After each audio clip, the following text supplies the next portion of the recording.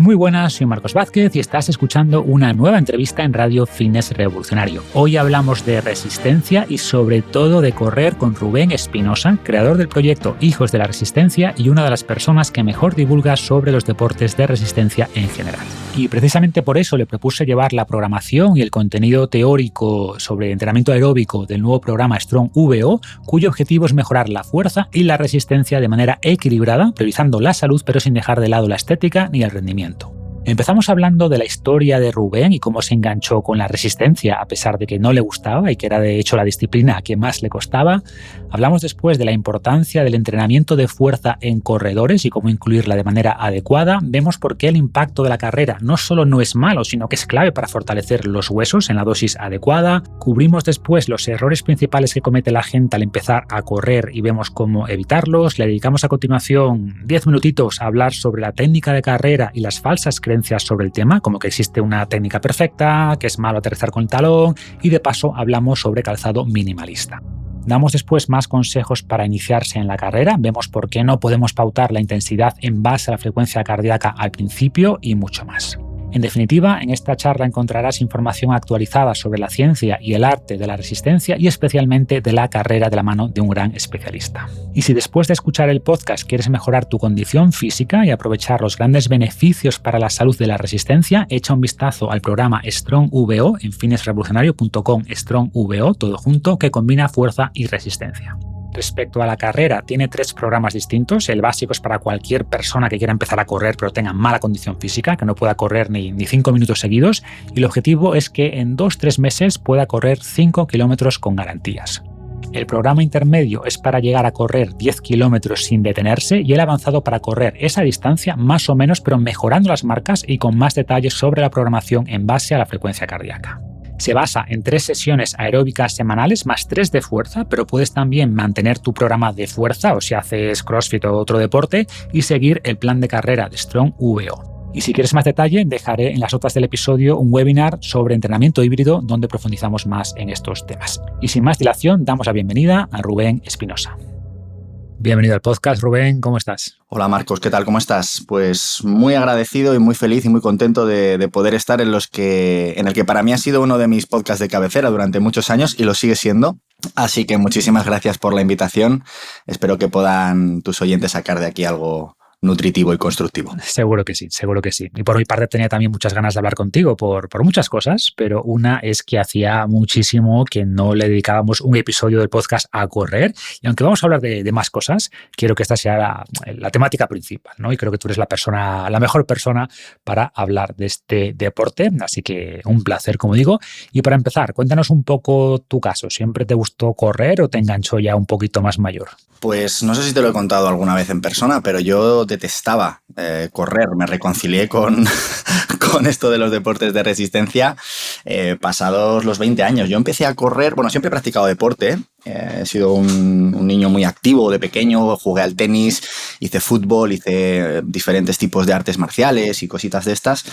Pero realmente no me puse a correr hasta que me propuse entrar en la facultad del INEF, que pedían pruebas físicas, y ahí teníamos que hacer, entre otras pruebas, los 2.000 metros, si no recuerdo mal, había que correrlos en torno a 4:30 minutos el kilómetro, que claro, para una persona como yo de aquella época que no había corrido nunca,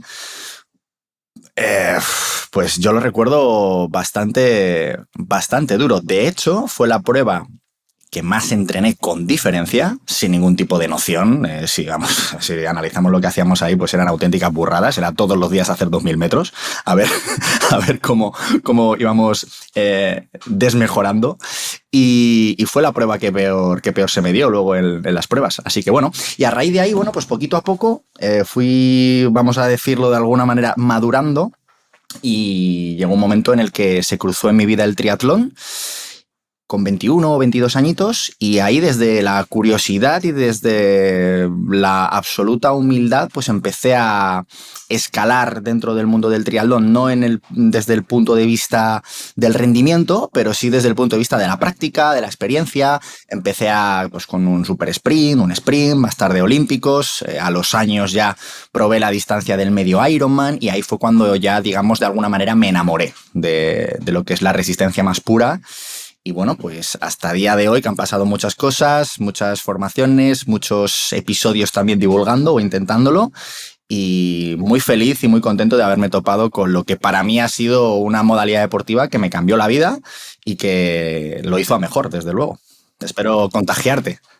O sea, a mí siempre me costó correr, por mi genética soy también más explosivo, menos resistente, y sentí además que tradicionalmente se le había dado poca importancia a la fuerza, ¿no? Y por eso mi divulgación pues, ha estado más centrada ahí, pero siempre he sido consciente de la importancia de la resistencia y desde el principio hablaba de este concepto de cuerpo funcional, ¿no? De tener fuerza, pero también resistencia y velocidad y potencia y movilidad, etcétera. Y por lo que cuentas, tú eres un buen ejemplo, ¿no? Porque entrenaste muchos deportes desde pequeño y eso es súper bueno, o sea, porque existe todavía esta idea de que para destacar en un deporte pues tienes que dedicarte a él desde muy pequeño, ¿no? Comparan en este libro de Range, de amplitud, los casos de Federer en tenis versus Tiger Woods en golf, exacto, y en ese libro pues explica que si bien los Tigers existen, ¿no? Grandes campeones que empiezan en su deporte con 3, 4 años, hay muchos más Federers, hay muchos más grandes atletas que practican muchos deportes sus primeros años y más adelante con 10, con 12 o más,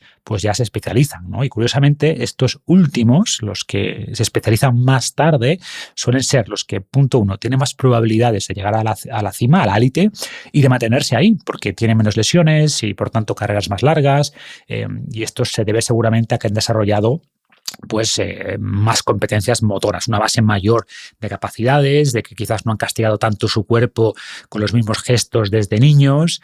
Entonces, bueno, creo que por ahí hay mucho valor. Totalmente. No, pero bueno, volviendo a la carrera, la evidencia es clara en que mejorar la resistencia es muy bueno para la salud y desde el punto de vista evolutivo, que también hablo mucho de esto, pues es algo muy ancestral, ¿no? O sea, lo hemos hablado alguna vez, los humanos tenemos adaptaciones muy claras que nos hacen muy eficientes para recorrer grandes distancias, desde la forma de los pies a la capacidad de termorregulación, a la forma de la nariz y siguiendo con esta idea de capacidades diversas, pues también creo que por suerte hay cada vez menos deportistas unidimensionales, como yo los llamo, ¿no? Personas que solo corren y actualmente pues casi todas las personas que corren entienden la importancia de entrenar también la fuerza, gracias a divulgadores como tú en gran parte, pero ¿cómo resumirías lo que aporta el entrenamiento de fuerza a los corredores? Pues esto es una guerra que tengo cada vez que me cruzo con un corredor que me dice que la fuerza no es importante o no es necesaria o no es relevante en su entrenamiento. A mí soy muy fan de intentar simplificar sin caer en redundancias y sin desmerecer otros conceptos. Soy muy fan de simplificar para poder entender algo tan sencillo como que para algunos de los investigadores más potentes de nuestro país, como por ejemplo González Vadillo, que es una de las máximas autoridades en el mundo de la fuerza, para él la resistencia no existe. Él dice, y todo su séquito de investigadores que opinan como él, afirman que correr no es otra cosa que aplicar fuerza en el suelo en una situación de fatiga y hasta que seas capaz de hacerlo. Pero de alguna manera tienen razón, ¿no? Entonces, creo que no hay una manera más sencilla de ver la importancia de la fuerza que atendiendo a esta idea que en este caso nos trae Vadillo. Correr es aplicar fuerza en el suelo a través de nuestros pies de una forma coordinada, de tal manera en la que nuestro cuerpo pues, se desplace hacia adelante. A partir de ahí podemos atender a diferentes prismas para identificar las mejoras que nos va a aportar. La primera de ellas y la más evidente es, pues, como ya hemos dicho, aumentar nuestra capacidad de aplicar fuerza en el suelo. Si encima lo hacemos en un periodo de tiempo más breve, pues vamos a hacerlo más rápido y vamos a avanzar más rápido y por lo tanto vamos a correr más. Algo muy importante para quienes ya llevan tiempo corriendo es entender que la economía de carrera, que es un concepto del que se habla mucho, que básicamente se traduce en la capacidad de gastar menos yendo a la misma velocidad, gastar menos energía y por lo tanto durar más tiempo, que esto es fantástico para quienes buscamos resistencia. Estas personas van a depender mucho de una capacidad que está en todas esas estructuras que se encargan de rebotar en el suelo. Me estoy refiriendo al stiffness, ¿no? Que muchas personas pues, les podrá sonar de tu audiencia. El stiffness se va a mejorar mucho con el trabajo de fuerza, en concreto con el trabajo de fuerza intenso. Y esto está directamente relacionado con lo económico que tú eres. Por lo tanto, una persona que trabaja a la fuerza va a tener una capacidad de comportarse como un muelle a nivel de pies, a nivel de tobillos, en el momento en el que se pone a correr sobre cualquier superficie. Y esto pues, le va a dar una ventaja increíble con respecto al que no corre. Hay un aspecto profiláctico que es fundamental. Yo siempre digo que si tengo que elegir entre un corredor que tenga grandes niveles de fuerza o gran nivel técnico, me quedo infinitamente con el que tiene fuerza. Porque el que corre técnicamente bien, en una situación de fatiga va a dejar de hacerlo. Y va a tener un riesgo de lesión evidente si cumple ciertos requisitos técnicos hacia el hecho de correr mal, ¿no? Sin embargo, el que está fuerte va a poder disimular y, bueno, pues va a poder salir indemne de una situación en la que técnicamente no esté corriendo bien. De hecho, siempre me gusta incidir en la idea de que aquellos corredores que empiezan a correr y se lesionan rápido por correr técnicamente mal, realmente el motivo que les ha llevado a lesionarse es que son personas débiles en lo que a fuerza se refiere, porque no va a haber absolutamente nadie que empiece a correr con unas buenas condiciones de fuerza que se lesione por correr mal. Al menos a corto plazo, que no se traslade esto a una máxima. Y mira, a mí siempre me gusta aquí contar una anécdota de la campeona de España de trail, Leire Fernández, que tuve la oportunidad de entrevistarla hace muy poquito en el podcast. Me contaba que en el campeonato de trail, cuando fue a competir, llegó pues sin haber podido correr prácticamente nada en los últimos, si no recuerdo mal, 3-4 meses, o sea, una barbaridad. Sería una auténtica locura pensar que alguien se puede presentar con opciones a ganar el campeonato a una carrera sin haber corrido. Lo que sucedía es que esta carrera era una carrera con un desnivel negativo acumulado bastante grande. Era una carrera que terminaba a un nivel inferior con respecto al nivel del mar, respecto a la salida. Era cuesta abajo, prácticamente. Y sus entrenadores, que fueron muy inteligentes, le dijeron: Leire, no te preocupes, porque esta carrera en concreto tiene unas demandas de fuerza y las personas que lleguen primero van a depender más de sus niveles de fuerza que de su base aeróbica.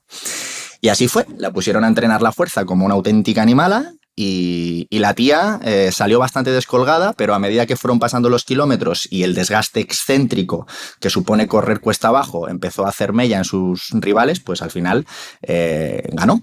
Es una anécdota. No me gusta recurrir a la evidencia anecdótica, pero creo que representa bastante bien que en resistencia las carencias de fuerza pasan mucha factura cuando estamos hablando de distancias largas. Así que yo solo veo cosas positivas en el trabajo de fuerza con respecto a los corredores y además, coño, que yo defiendo que es divertido. Mucha gente me dice: no, es que es aburrido porque ir a todos los días al gimnasio es un entorno que no me gusta. Digo, joder, creo que realmente el que sabe entrenar la fuerza, el que conoce diferentes movimientos, diferentes accesorios, diferentes formas de hacerlo, creo que tiene un componente de variabilidad y de diversión y de autoconocimiento que es fantástico y bueno, yo soy un firme defensor del trabajo de fuerza para correr. Sí, y a los que le gusta la fuerza dicen que correr es aburrido, ¿no?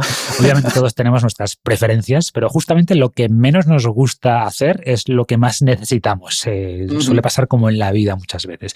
Pero es verdad que correr se basa en la repetición constante del mismo gesto, mientras que el entrenamiento de fuerza pues tiene mucha más variedad, te obliga a mover las articulaciones en todo su rango de movimiento y se ha visto que esto las protege, ¿no? Y varios estudios indican que el trabajo de fuerza con este enfoque, ¿no? Con amplio rango de movimiento mejora la movilidad, la flexibilidad casi tanto como un entrenamiento más puro de estiramientos. Entonces, entrenar fuerza es súper importante para los corredores y, por supuesto, también al revés. Quien solo entrene fuerza y le aburra correr, pues que entienda también la importancia de la resistencia, ¿no? Y de ahí la misión que tenemos con este programa de StrongVO de introducir a más gente al trabajo aeróbico. Pero bueno, por profundizar en la fuerza, si hablamos ya de cómo entrenarla para corredores, sabiendo que no hay ejercicios indispensables, ¿qué ejercicios crees que son especialmente recomendables y por qué? Es una pregunta difícil. No quiero recurrir al famoso depende, porque la gente se va a quedar como diciendo, vale, pero aterrízame esto de alguna manera. Mira, yo haría la siguiente clasificación. Para personas que acaban de empezar o que llevan poquito tiempo, el objetivo en su trabajo de fuerza va a ser, el primero de todos, aprender a moverse. ejercicios que le enseñen a controlar lo que es una flexión de cadera, una flexión de tronco, una flexión de hombro, una tracción, un empuje. O sea, ejercicios que serían para ser un humano competente en cuanto a calidad de movimiento se refiere, sin entrar de lleno en lo que es correr.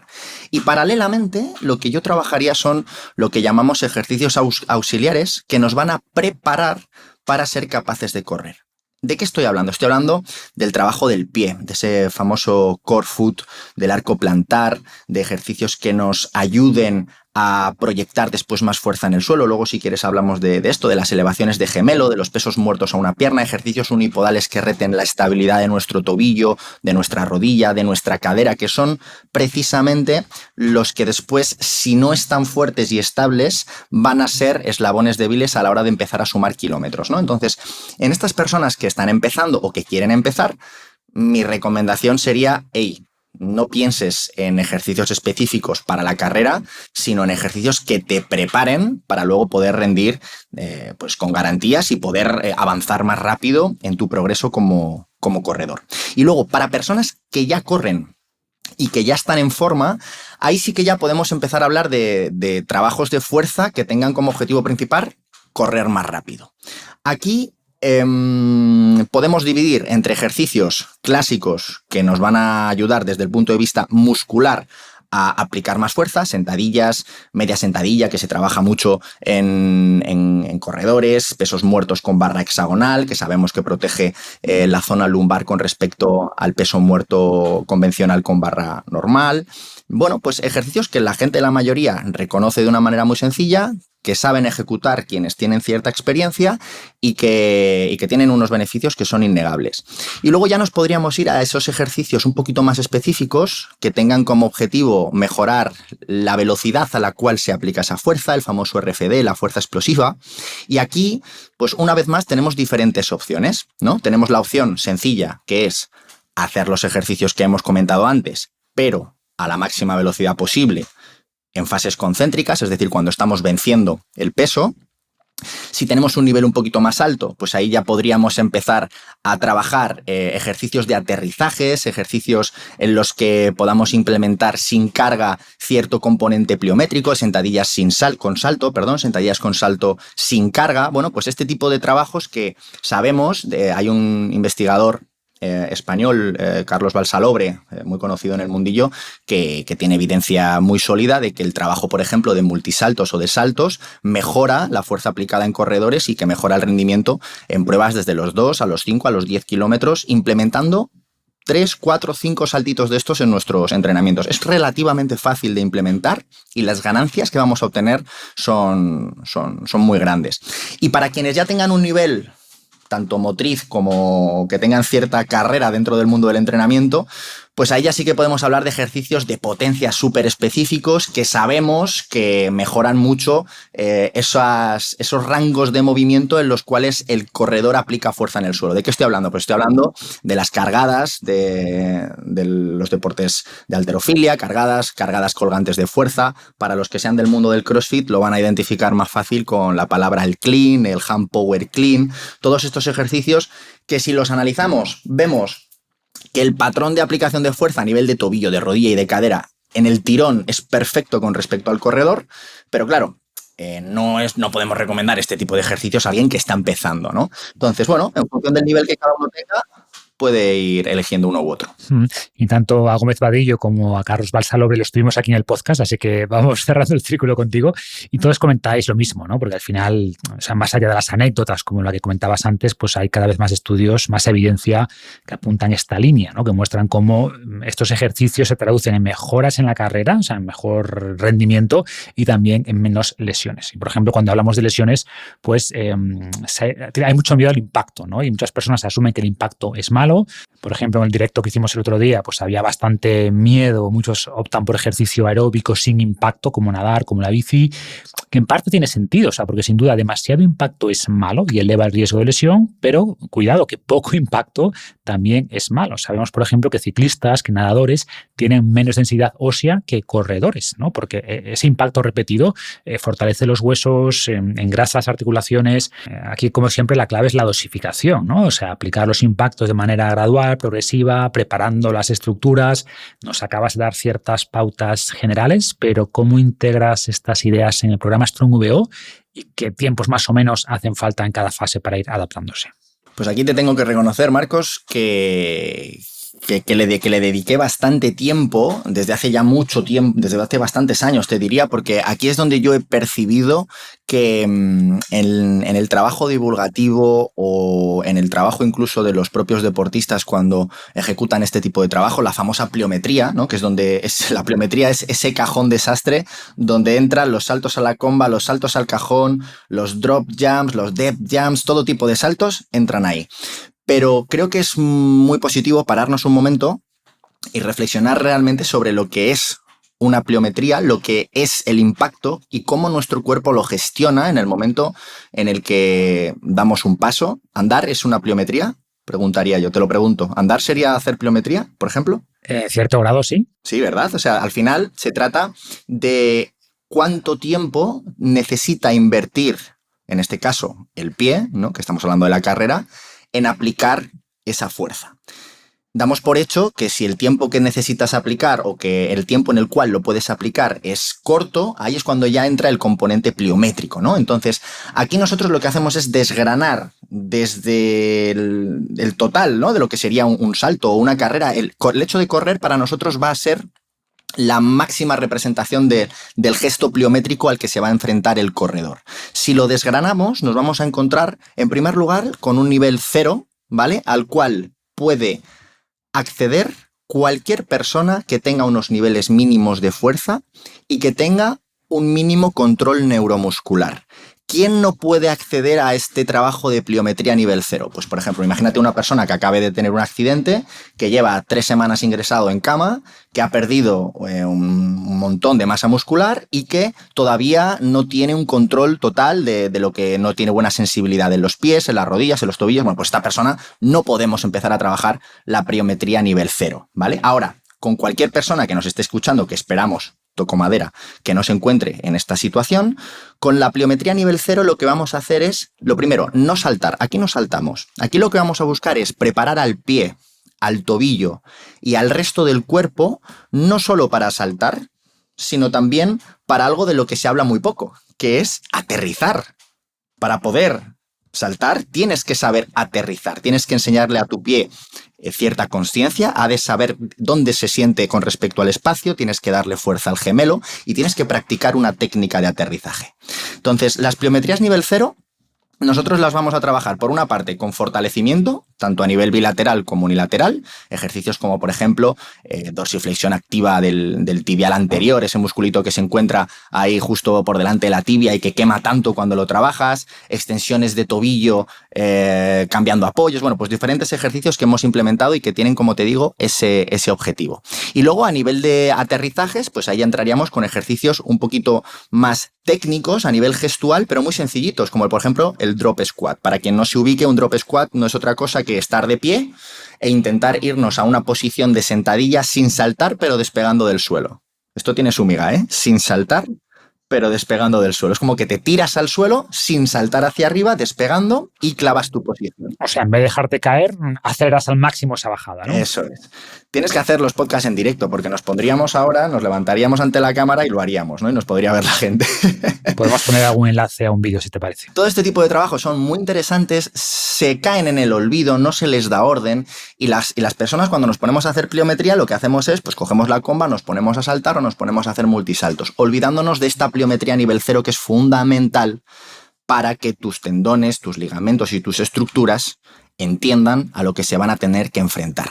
Después pasaríamos a una pliometría ya que podemos llamarle nivel 1 y que vamos a dividir en 2 grupos. Ejercicios para el tendón El tendón es una estructura fundamental en todo trabajo pliométrico. No hay más que ver a los keniatas, el pedazo de tendón que tienen mucho más largo que los occidentales y que esto les proporciona una economía de carrera corriendo brutal con respecto a nosotros, ¿no? El otro día en el campeonato no sé si has seguido el Mundial de Atletismo que se celebró en Tokio el otro día, se lió un poco porque un comentarista cuando en el 10.000 ganó, si no recuerdo mal, un portugués, ganó un blanco, y el tío decía, no hay diferencia genética, no hay diferencia genética. Y digo, madre mía, no sabes lo que estás diciendo. Pero bueno, esto ya son otros temas, ¿no?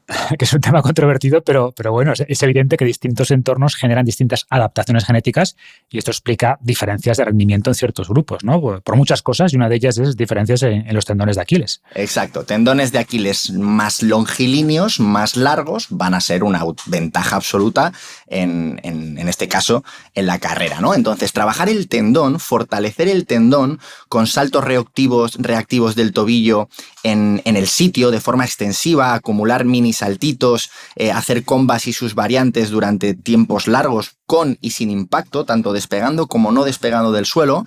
Todos esos trabajos específicos para el tendón es lo que vamos a meter en la pliometría nivel 1 en el primer grupo. Y luego ya nos vamos a los ejercicios que tengan como objetivo mejorar la parte muscular.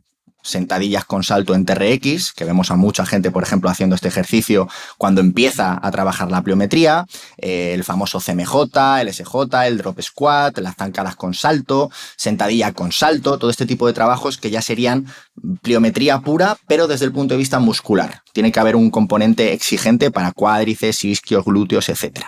Y luego ya por último, pues ahora ya sí nos podríamos ir a la pliometría nivel 2, el nivel más alto, en el que vamos a trabajar de la misma manera tendón por un lado, de una forma intensiva, saltos explosivos de tobillo asistiendo con una superband enganchada arriba, por ejemplo, para tener una mayor cantidad de saltos reactivos de tobillo con ayuda de brazos, bueno, pues diferentes ejercicios que van a trabajar ese tendón pero de una forma más intensiva, más explosiva, por decirlo de una manera que todos puedan entender. Y luego, por otro lado, como decíamos, trabajo del músculo. Aquí es donde entrarían los famosos ejercicios en los que una persona cae desde una plataforma y rebota en el suelo, el depth jump, o este tipo de ejercicios que son muy vistosos, que vemos mucho en deportistas de élite o incluso en deportistas amateurs, pero cuyos niveles de ejecución técnico son normalmente bastante pobres porque nos hemos olvidado todo lo de antes. Entonces, en Strong VO, ¿qué hemos hecho? Pues poner mucho foco en lo que en donde se cometen errores fuera, que es, desde mi punto de vista,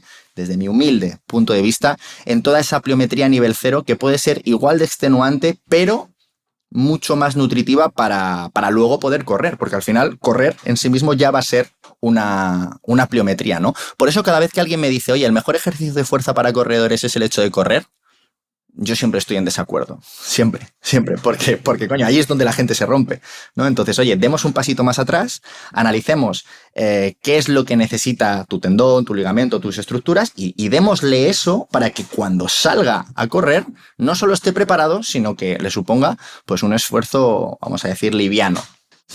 Dicen que no corres para ponerte en forma, sino que debes ponerte en forma para correr, ¿no? Que tiene parte de verdad, como estás explicando, pero tampoco quiero meter mucho miedo porque también está la idea de que correr es malo y no es verdad, ¿no? O sea, esta idea de que correr es malo para las rodillas, para la cadera, pues no es del todo correcta, o en realidad vemos en los estudios se ve un riesgo en forma de U. Es decir, las personas que tienen más problemas de osteoartritis en rodilla o en cadera son las sedentarias por un lado y las que meten muchísimo volumen de carrera por el otro, ¿no? Sin embargo, los corredores, entre comillas, recreativos, que corren unas pocas horas a la semana, son las que tienen menos riesgo, ¿no? Y esto nos habla, yo creo, de ese papel protector, de este impacto moderado que ofrece la carrera. ¿Qué ocurre? Que esa dosis protectora va a depender de cómo de preparadas están tus estructuras. Y si se incorporan estos ejercicios que comentas, pues vas a poder tolerar más carga de carrera y aprovecharte de ella. Y si no, pues la dosis de carrera que puede empezar a causarte problemas es mucho menor, ¿no?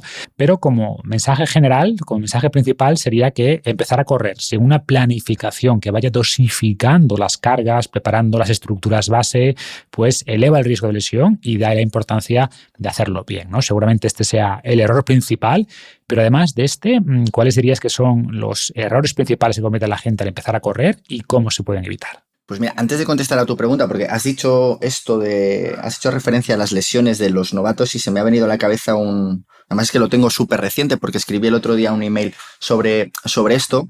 Fue un estudio que se publicó en 2018 y que siguió a más de 4.000 corredores, tanto novatos como experimentados, a lo largo de un año. Y lo que vieron es que la tasa de lesiones de los que empezaban a correr era de 8,5 aproximadamente por cada 1.000 horas de carrera. Mientras que la tasa de lesiones que tenían los corredores experimentados era de 4,2, creo recordar, 4,3 por cada 1.000 horas de carrera. ¿Qué quiere decir esto?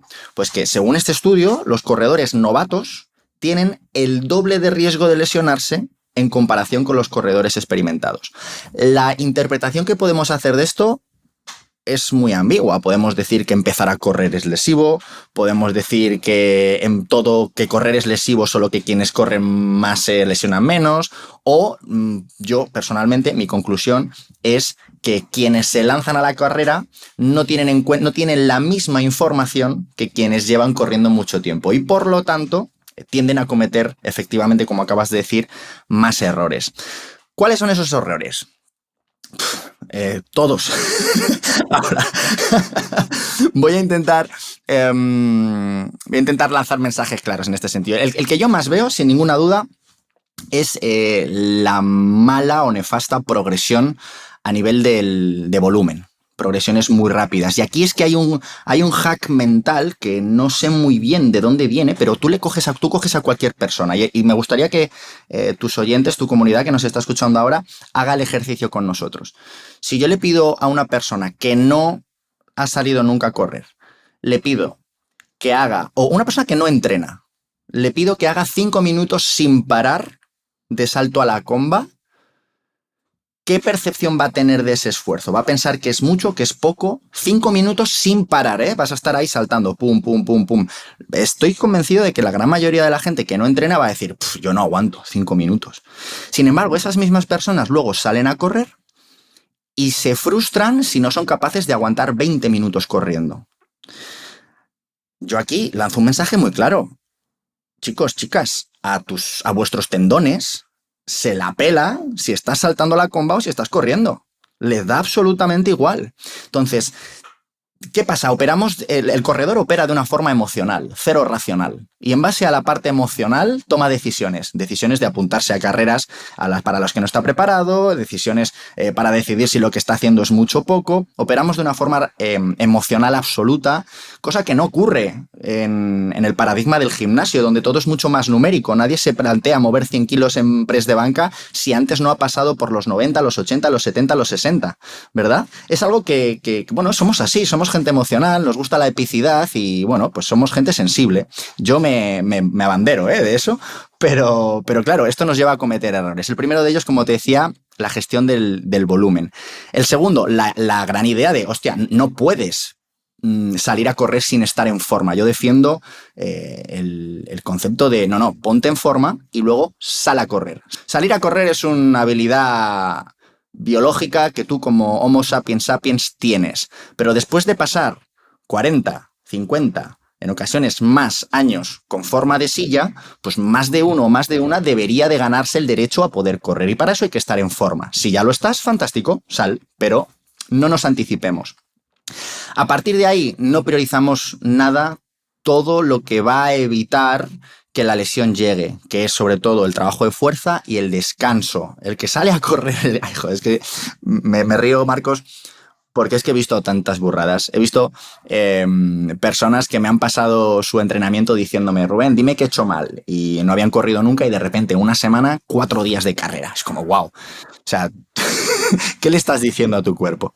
¿Qué le estás diciendo a tu cuerpo, no? Entonces, hay muchos errores de esos que, una vez más, insisto, yo creo que atienden a cuestiones emocionales, porque la gente el salir a correr, el apuntarse a las carreras, son decisiones que se toman de sobremesa o por un no hay huevos o por un aspecto absolutamente emocional. He perdido a alguien y ahora tengo que hacer la mayor burrada de la historia porque le tengo que rendir tributo. O crisis de los 40 y para superarla me apunto a una maratón sin haber corrido nunca. Exacto. De hecho, estoy cayendo ahora. tú cuando hagas tus 50 kilómetros, tú también eso va a ser una decisión emocional. Exacto, después contamos la historia, pero me estás empujando a tomar una mala decisión, ¿eh? Bueno, yo te echaré un cable si hace falta, lo que tú necesites, pero eso va a ser una decisión emocional a la cual no puedes eludir ya. Eso es un compromiso público ya que no puedo... Y luego, perdón que te corte, Marcos, porque esto también quiero incidir. Le prestamos mucha atención, sobre todo los corredores que se inician, al 1% de cosas que no son tan importantes. Y aquí alguna persona quizás se enfade conmigo, lo siento si es así, pero creo que lo tengo que decir, y es que el calzado, por ejemplo, que es algo sobre lo que todo el mundo te pregunta, no es tan importante con respecto a todo lo que hemos comentado y no va a determinar que tú te lesiones o que tú no progreses. La superficie sobre la que corras tampoco, e incluso me mojo, la técnica tampoco. Que si estás fuerte y corres mal, no vas a ser rápido, pero no te vas a hacer daño. Entonces, claro, a mí me llegan preguntas de qué zapatilla me pongo, oye, ¿llevo la rodilla lo suficientemente arriba? Oye, ¿tengo un duty factor decente? Es como, a ver, si llevas 3 días corriendo y no has hecho nada de lo que hemos comentado anteriormente, ¿no? Entonces yo creo que el error principal quizás sea no escuchar este episodio. A partir de ahora... No apuntarse a Strong VO.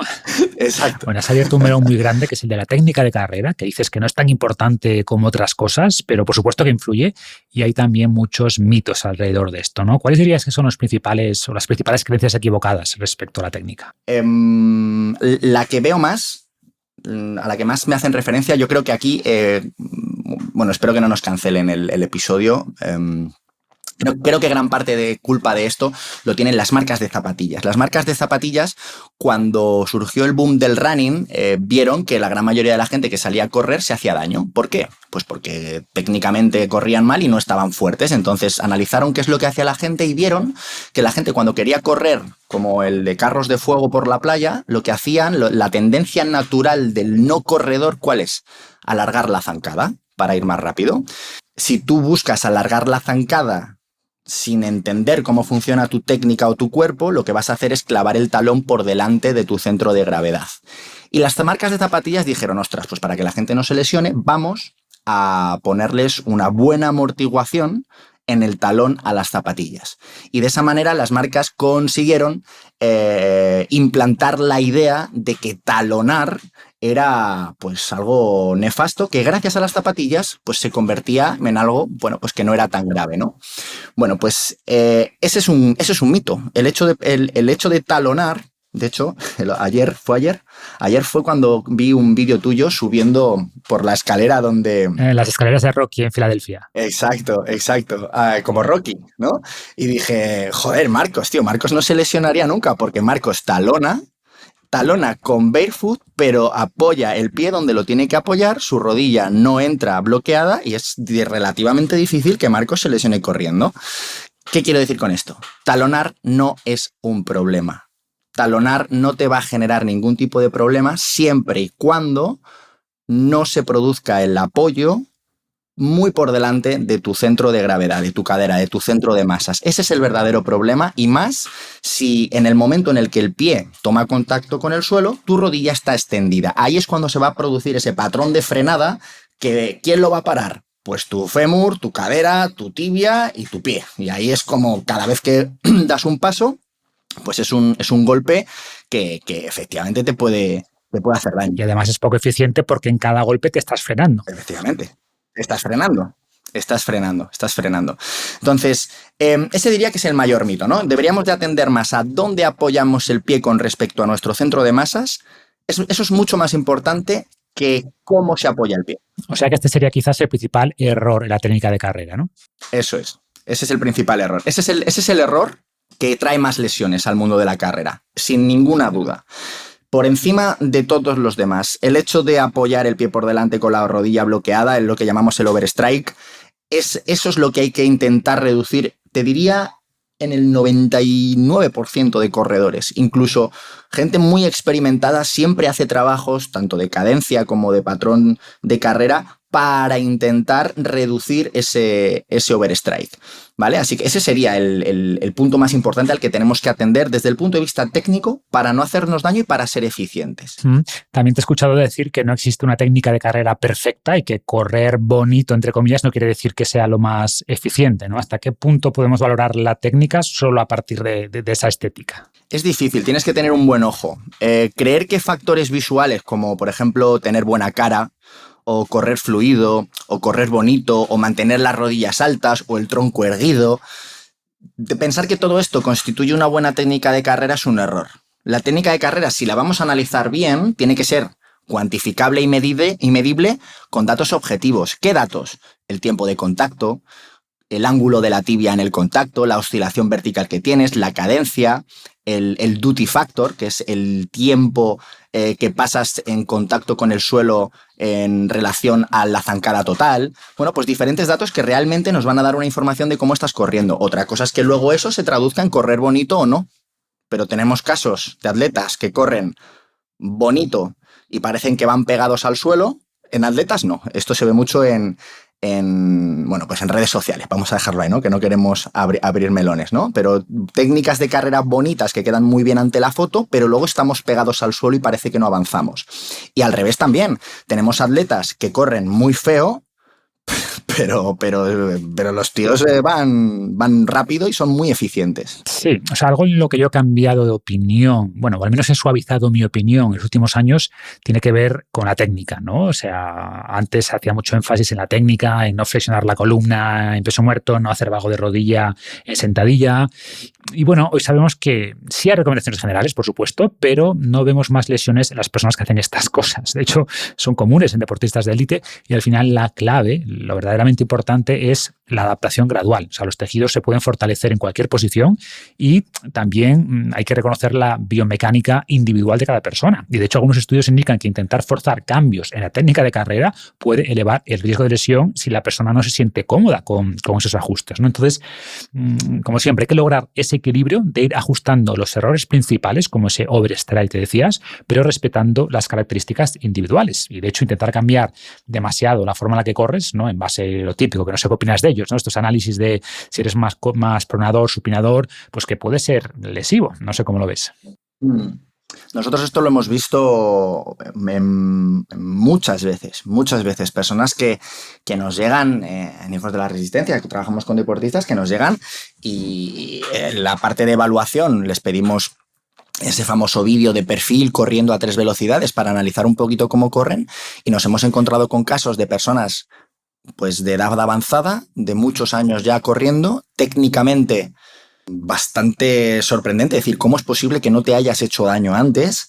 Y lo reconozco, en el pasado, ahora ya no, ya hemos aprendido de este error, pero en el pasado hemos intentado cambiar ciertos patrones y por hacerlo rápido y por hacerlo de manera incómoda para el deportista, hemos provocado molestias que luego hemos tenido que decir, oye, no, corre como tú estabas haciéndolo y bueno, pues ya está, ¿no? Al final el cuerpo muchas veces no responde a la media, nadie está en la media y efectivamente personas que corran de una manera técnica fuera de la normativa o fuera de lo que se considera correcto pueden estar perfectamente adaptados a correr así, y puede ser absolutamente contraproducente trabajarles la técnica tal y como sabemos que es lo eficiente o lo correcto, ¿no? Así que no puedo estar más de acuerdo contigo, lo he vivido en primeras manos. Sí, y sin caer en los extremos, ¿no? O sea, ni intentar cambiar todo para que tu técnica se adapte a una técnica idealizada, ni dejar de proponer pequeños cambios que puedan reducir los principales errores que comentábamos, ¿no? Como ese de aterrizar con la rodilla estirada, muy por delante del cuerpo. Y entiendo que una forma fácil de pulir este error es aumentando la cadencia, o sea, las zancadas por minuto, sin caer tampoco en la falsa creencia de que hay una cadencia óptima para todos. ¿Qué nos puedes contar aquí? Este punto que has mencionado es muy bueno. Esto nace creo que fue en el 84, en Los Ángeles, en los Juegos Olímpicos. Hubo un tipo que tenía, ¿cómo se llama la marca esta de alcohol? Jack Daniels. Jack Daniels se llamaba el tipo y no era el del alcohol.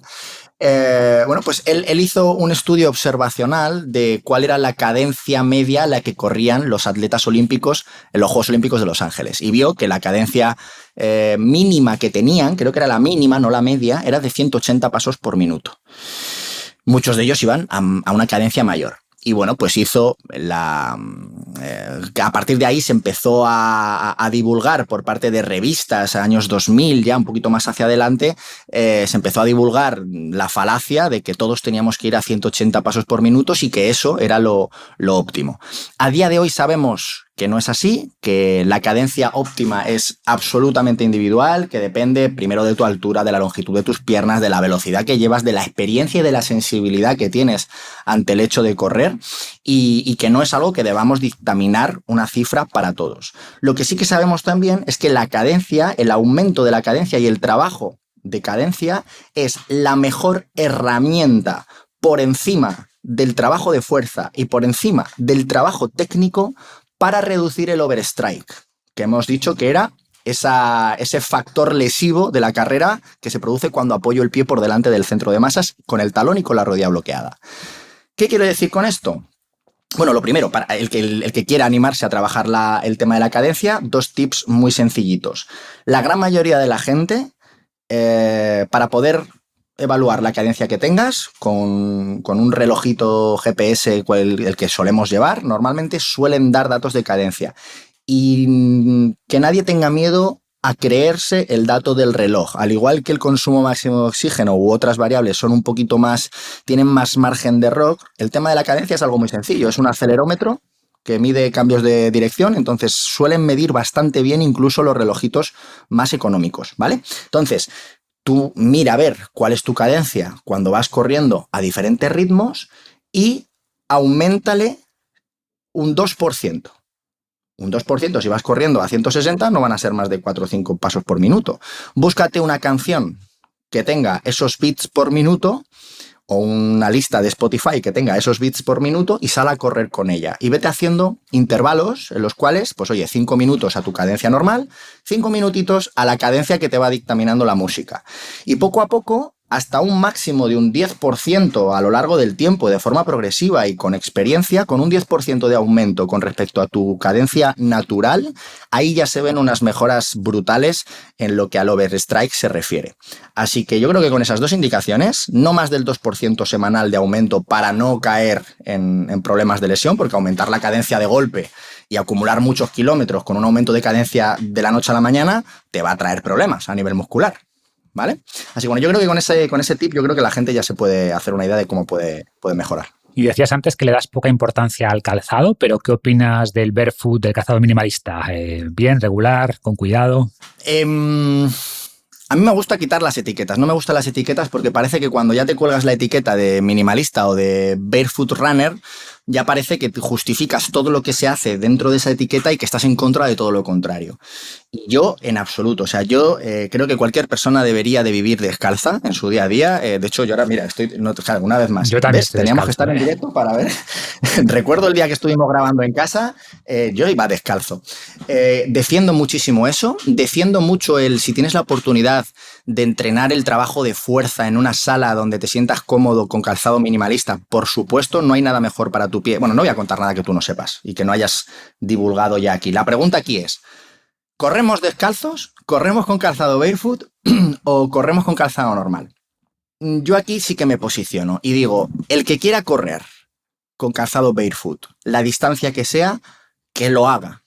Pero eso va a atender a circunstancias personales y creencias y preferencias. Desde el punto de vista del rendimiento no tiene ningún sentido. Si tú quieres rendir en carrera, lo óptimo es apalancarte de los beneficios que te da una zapatilla que te va a sumar propiedades que tu pie no tiene. Empezando por una placa de carbono si eres bueno y terminando por una buena amortiguación si eres novato. Ahora, nosotros, se me viene a la cabeza Daniel Rodríguez, el fisio del equipo de Hijos de la Resistencia, que corrió la media maratón descalzo en Madrid. El tío, su objetivo no era correr media maratón, sino correrla descalzo. Y para eso, pues, ¿qué hizo? Adaptarse para poder hacer eso, pero como reto personal. Absolutamente respetable, venerable incluso, pero no se debe de convertir en un dogma, ni se debe hacer, desde mi punto de vista, la recomendación de que es mejor correr con calzado minimalista que con calzado maximalista. El calzado que mejor va a permitirte correr y que te va a proteger más corriendo es el calzado normal. Ahora, fuera de ahí,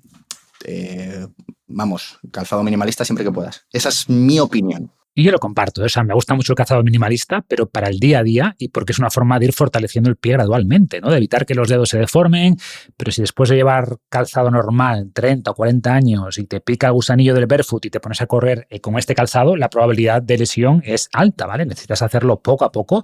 Eso por un lado.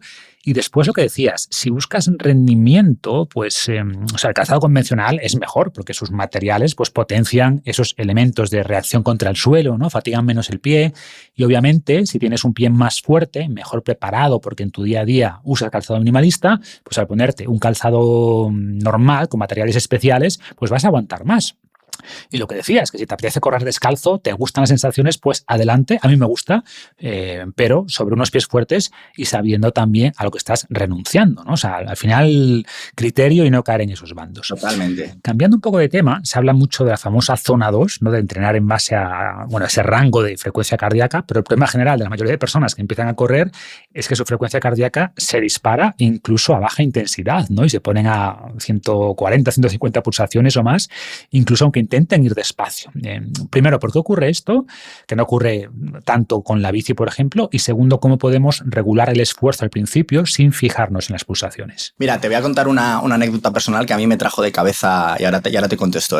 Cuando yo era entrenador personal en Madrid, iba de casa en casa entrenando a los que eran mis pupilos, ¿no? De ese momento, tuve la oportunidad de conocer a una persona que luego ya con los años acabó siendo amigo, Gustavo se llama, y este tipo, al principio cuando le conocí, era una persona sedentaria, con los años, estuve años trabajando con él, llegó a estar muy fuerte y fue curioso, macho, porque nuestro entrenamiento era calentamiento, 15 minutos con trabajos compensatorios auxiliares, luego un trabajo de fuerza y al final alta intensidad.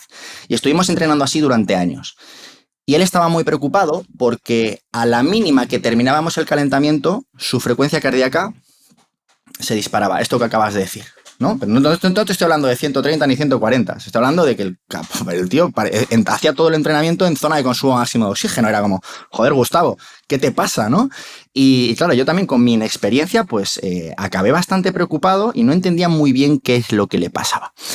Incluso pensando de decir, este tío a ver si le va a pasar algo en la patata, y de hecho hizo pruebas de esfuerzo y demás. Bueno, luego al final ya con el tiempo y vas viendo un poquito cómo responden las personas, hay un componente del que normalmente no se habla, ahora entramos en la fisiología, pero hay un componente que al menos yo he detectado, me gustaría saber aquí también tu opinión, que es cuán de parasimpático o simpático eres desde el punto de vista de tu activación innata genética, ¿no? Hay gente que es como muy nerviosa, que tiene pues que van siempre como con una dominancia, gente que tiene todo ese sistema simpático todo el día activado, gente dominante, gente del mundo de la empresa y que luego pues tienen que relajarse y el entrenamiento no es el momento en el que lo hacen. Personas que tienen este tipo de activación y que el nervio vago lo tienen absolutamente inhibido, pues ¿qué sucede? Pues que cuando se exponen a cualquier tipo de actividad, enseguida su frecuencia cardíaca se dispara. Esto lo aprendí con los años, en el caso de Gustavo, al que, por cierto, le mando un saludo y un abrazo muy grande, que probablemente escuche esto. Pero luego la realidad en el mundo, en las personas, ¿cuáles son? Bueno, pues al final, el tener un bajo nivel aeróbico de base, personas que todavía no se han hecho eficientes utilizando sus rutas aeróbicas, pues obviamente su corazón, cuando se expongan a ese tipo de esfuerzos, ¿qué van a hacer?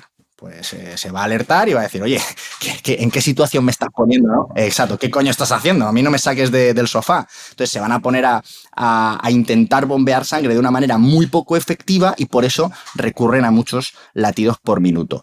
Malas adaptaciones cardíacas. Exceso de intensidad. Esto es algo que sucede mucho. Muchas personas me han llegado con este problema de Rubén, llevo unos meses corriendo y no consigo bajar mis pulsaciones durante mis rodajes.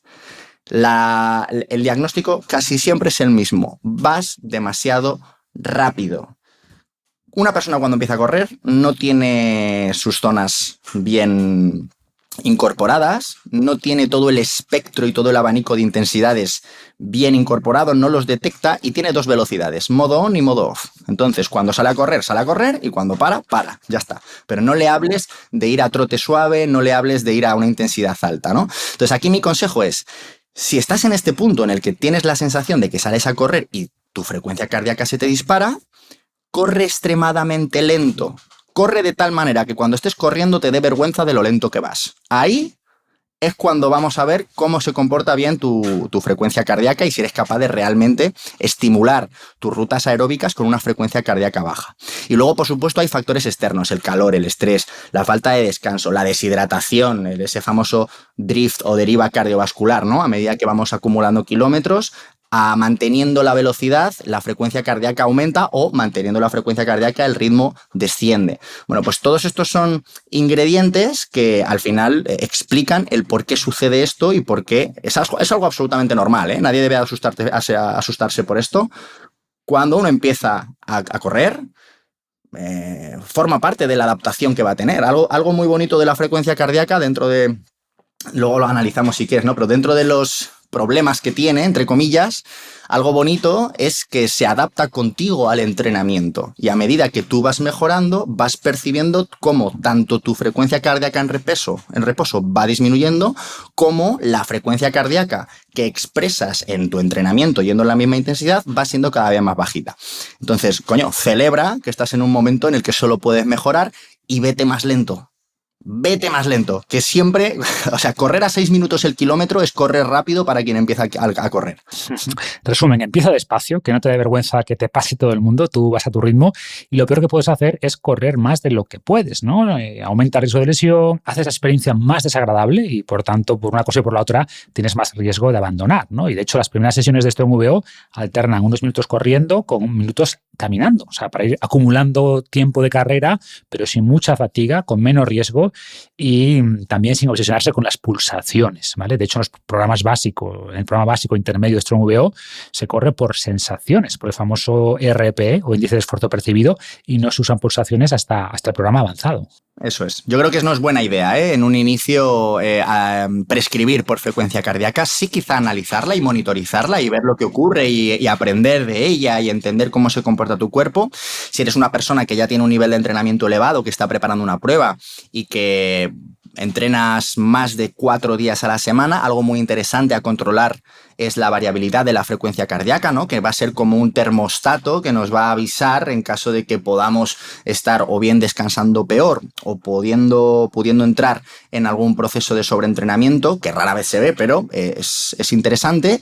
Y estoy contigo en lo que has dicho, y es el recurso más, yo creo, más loable y más honesto que podemos tener en un programa que pretende ser, primero, para todo el mundo, tanto para el que empieza como para el que lleva tiempo. El que empieza a aprender a gestionar la escala de esfuerzo percibido creo que es obligatorio, es un proceso de aprendizaje que cualquier persona que entrena tiene que dominar, y el que está entrenado y el que la entiende y el que ya se conoce bien, es el medidor de los atletas de élite, así que creo que no hay nada que envidiar. Además, la escala de esfuerzo percibido es gratis.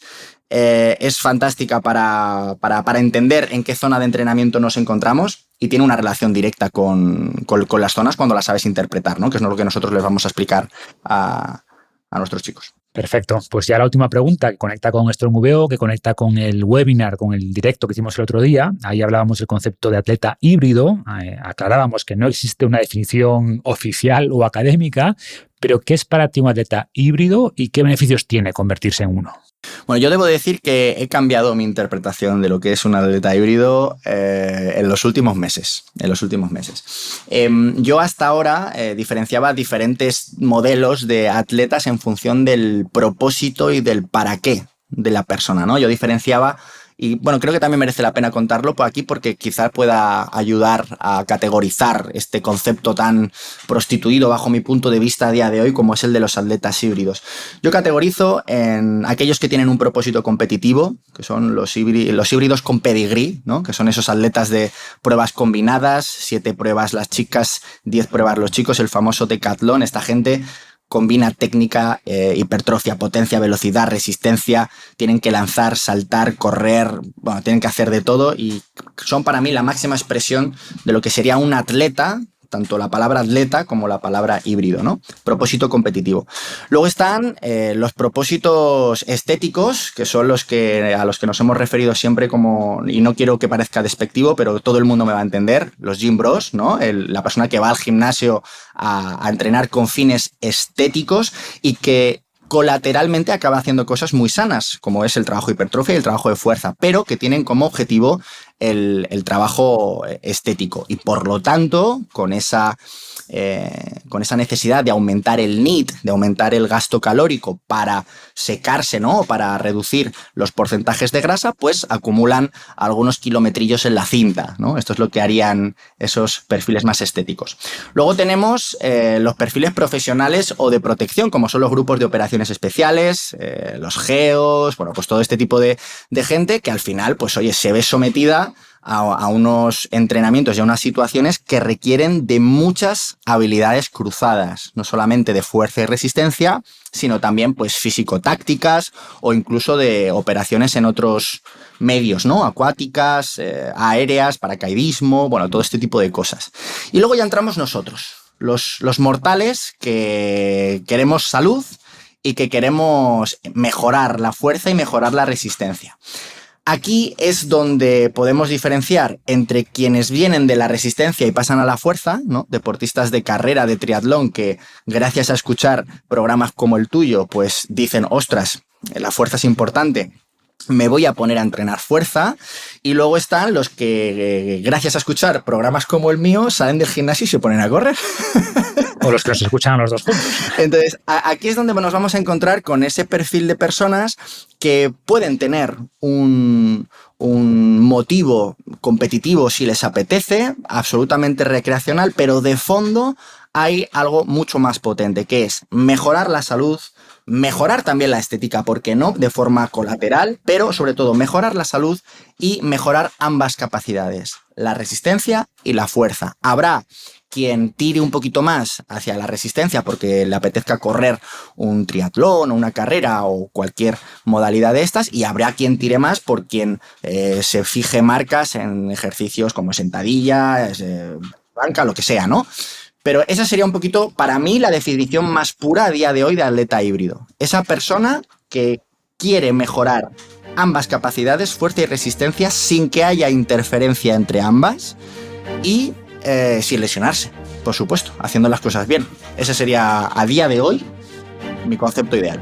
Genial, coincido mucho y más allá de las etiquetas se trata, como decíamos al principio, de buscar ese cuerpo equilibrado, ¿no? Que exprese fuerza, resistencia, potencia y otras capacidades, priorizando la salud, intentando no lesionarse y disfrutando el proceso, ¿no? Es lo que hemos intentado crear con Strong VO y lo dejamos aquí. Rubén, muchas gracias por tu sabiduría, por tus años divulgando sobre el trabajo de fuerza, bueno, de resistencia primero y de fuerza también, ¿no? Como comentábamos, y nada, espero que le parezca interesante a la audiencia y que se animen a acompañarnos en este viaje que empieza en unos días. Cuídate mucho y un abrazo. Muchas gracias, Marcos. Un placer estar aquí.